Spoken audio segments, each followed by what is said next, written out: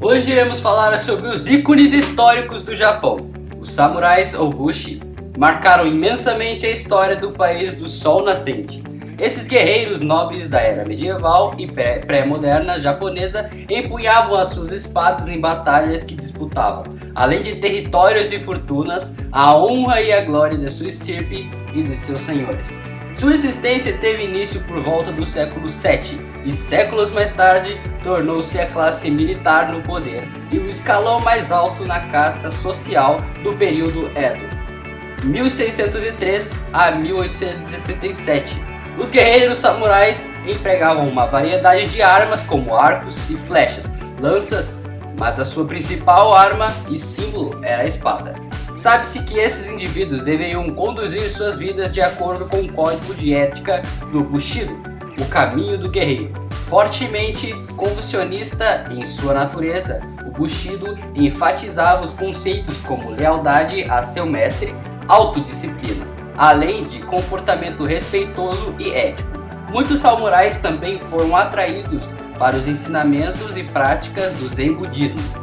Apesar de serem, por vezes, os combatentes ligados à honra da sua classe, eles também podiam ser mercenários sedentos de ouro, piratas, viajantes exploradores, cristãos ou até mesmo políticos, assassinos ou simples camponeses. Confira agora a lista dos 10 fatos curiosos sobre essa classe guerreira japonesa. 10º lugar.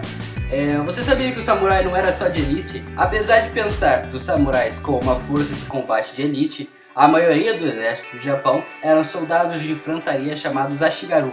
Esses indivíduos começavam de baixo, sendo arrancados do trabalho de campos de arroz. Mas os senhores da terra, chamados daimyo, perceberam a capacidade deles e passaram a treiná-los para a luta.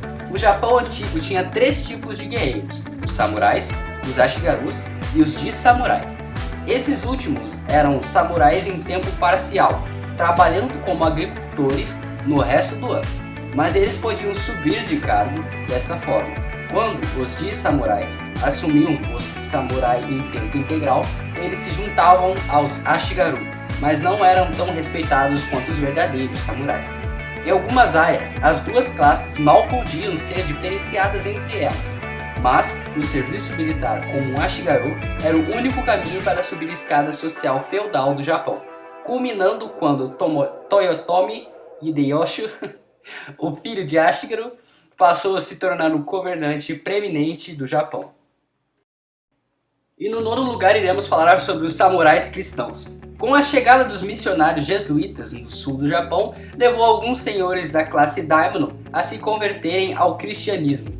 A conversão desses indivíduos talvez tenha sido mais prática do que propriamente religiosa, pois os laços com o cristianismo significava se beneficiar da tecnologia militar europeia, tanto que o daimyo cristão Arima Arunarodo utilizou canhões europeus contra seus inimigos na Batalha de Okita Naoyata.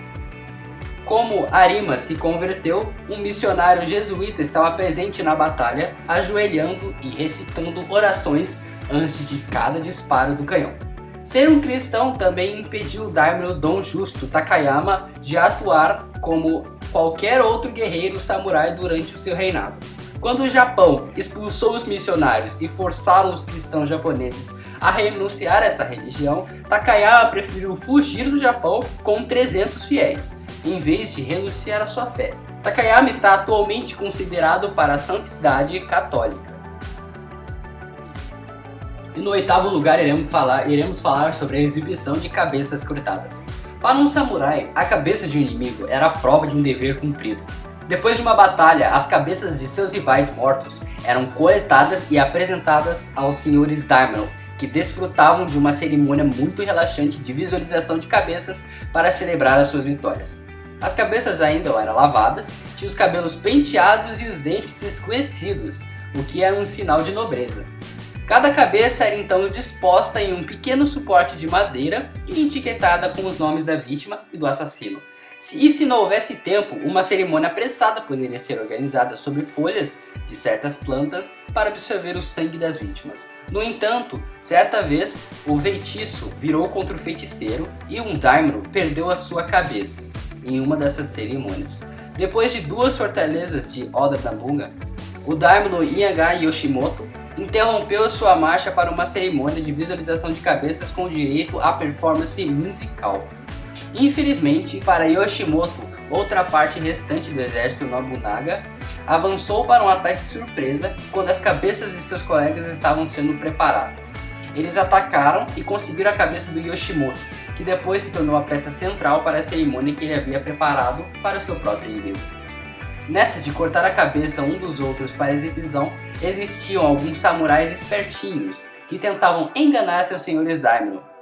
Alguns diziam que a cabeça de um soldado comum de infantaria era a de um grande guerreiro e esperava que ninguém percebesse a diferença. E com uma cabeça cachada, muitos pegavam uma recompensa e abandonavam as batalhas. Isso então acabou se tornando um problema e alguns daimyos passaram a proibir a prática para que seus homens se concentrassem apenas na vitória, em vez de serem pagos por cabeça. Em 7º lugar, iremos falar sobre o recuo em batalhas. E muitos samurais eram ansiosos para lutar até a morte, em vez de enfrentar a desonra. Os daimyos, no entanto, sabiam que as boas táticas militares incluíam a retirada dos exércitos em algumas ocasiões. Recuos táticos eram tão comuns no Japão antigo como em qualquer outro lugar, especialmente quando o daimyo estava em perigo. Além de ser um dos primeiros clãs samurais a usar arma de fogo, o clã Shimazu, do sul do Japão, era famoso por seu uso de forças que faziam um tipo de emboscada usando chamariz, uma falsa retirada para atrair seus inimigos em uma posição vulnerável. Ao recuar, o samurai usava uma capa inflada chamada horo, que desviava flechas enquanto ele fugia do cavalo. O horo inflado, como um balão, e seu isolamento de proteção protegiam o cavalo. Em 6º lugar, muitos samurais exibiam as suas linhagens. Nas primeiras épocas da era dos guerreiros japoneses por volta do século X, os samurais espalhavam discursos narrando genealogias dos combatentes em batalha. Mais tarde, as invasões mongóis e a incorporação das classes mais baixas na guerra fizeram com que a proclamação e linhagem de um samurai em combate fosse impraticável. Mas, ainda querendo manter a sua honra, alguns guerreiros começaram a usar bandeiras em suas costas que detalhavam o seu pedigree. No entanto, uma vez que os seus adversários provavelmente não estavam interessados na leitura das histórias da família, no calor da batalha a prática nunca pegou. Durante o século XVI, os guerreiros Sashimono adotaram padronagens menores de bandeiras utilizadas nas costas para exibir sua identidade. Muitos foram mais longe e marcavam as suas identidades com capacetes elaborados com chifres de búfalo e penas de pavão para atrair um adversário digno, cuja derrota iria proporcionar-lhes honra e riqueza. Em 5º lugar, existiam os samurais piratas. Perto do início do século XIII, uma invasão mongol puxou o exército coreano para longe de sua costa. Uma colheita ruim também havia deixado o Japão com pouca comida e com sua capital distante do leste. Os Ronin, desempregados do oeste, de repente se viram na necessidade de dinheiro e com pouca supervisão, abrindo espaços para a ilegalidade. Os Ronin eram soldados que não seguiam um daimyo, com as condições acima acontecendo no início a uma era de pirataria asiática, cujos líderes eram samurais, chamados Yoko.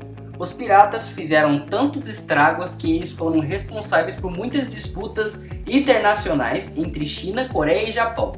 Embora tivesse incluído um número crescente de outras nacionalidades, com o passar do tempo, os primeiros ataques foram realizados principalmente pelos japoneses. Em 4º lugar, você sabia que o ritual suicida era desencorajado pelos daimyo? O seppuku, o ritual suicida dos samurais, era a maneira que eles acreditavam de preservar a sua honra em face de uma derrota tida como certa. Quando cercado por inimigos querendo a sua cabeça, o samurai não tinha muito mais a perder a não ser derramar o seu próprio sangue de suas entranhas em um ato final de suicídio, geralmente feito enterrado com um facão ou espada no abdômen. No entanto, os senhores daimyo estavam os mais preocupados com a manutenção de seu exército, Os mais famosos exemplos históricos de suicídio em massa ofuscaram a simples verdade de que eles simplesmente não fizeram sentido desperdiçando bons talentos. Terceiro lugar, samurais tipo exportação. Enquanto um samurai empregado raramente saía do território de seu daimyo, exceto para invadir terra de outros, muitos soldados Ronin encontravam fortuna no exterior, entre as primeiras nações estrangeiras a empregar samurais estavam a Espanha. Em um plano para conquistar a China para o cristianismo, líderes espanhóis nas Filipinas recrutaram milhares de samurais para uma força de invasão multinacional. A invasão nunca saiu do papel por falta de apoio da coroa espanhola, mas outros mercenários samurais foram empregados com frequência sob a bandeira espanhola.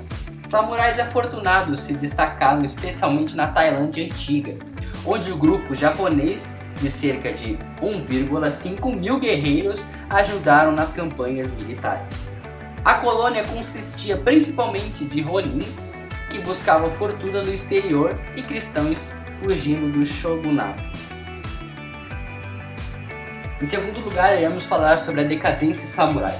Depois que o Japão foi unificado, samurais que foram ganhar a vida foram intermináveis. Guerras civis encontraram-se sem nada para lutar em seu próprio país. Sem guerra significava sem cabeças, e sem cabeças significava nenhum dinheiro. E aos poucos, afortunados entre milhares de samurais do Japão que mantiveram seus empregos, estavam agora trabalhando para os daimyos que estavam pagando-os com arroz.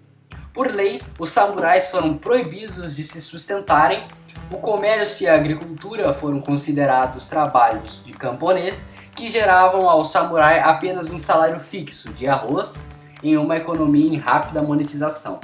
Um punhado de arroz passou a ser negociado como moeda real para os samurais e muitos conseguiram tirar proveito disso, tomando um posto de agiota. Desta forma, durante o período Edo, muitos samurais caíram em um buraco negro de dívida com os credores. E em primeiro lugar, iremos falar sobre o fim da era da classe guerreira. Por aproximadamente os últimos 250 anos de sua existência, os samurais foram lentamente se transformando em poetas, acadêmicos e burocratas.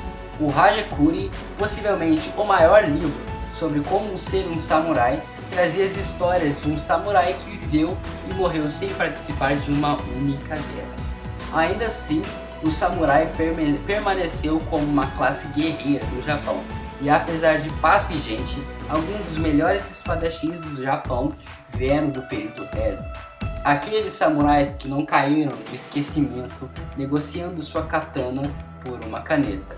Treinaram diligentemente em esgrima, lutando em duelos para ganhar fama suficiente para abrir suas próprias escolas de luta. O livro mais famoso sobre a guerra japonesa é o livro dos Cinco Anéis. Veio a partir desse período, o autor Miyamoto Musashi foi considerado um dos maiores espadachins do Japão, participando de duas das poucas grandes batalhas da época, bem como inúmeros duelos.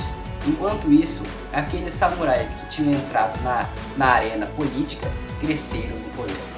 Eventualmente, esses cresceram forte o suficiente para desafiar o shogunato, conseguindo derrubá-lo e lutando em nome do imperador. Tendo derrubado o governo e instalado como imperador, como uma representante, esses ex-samurais tinham efetivamente assumido o controle do Japão.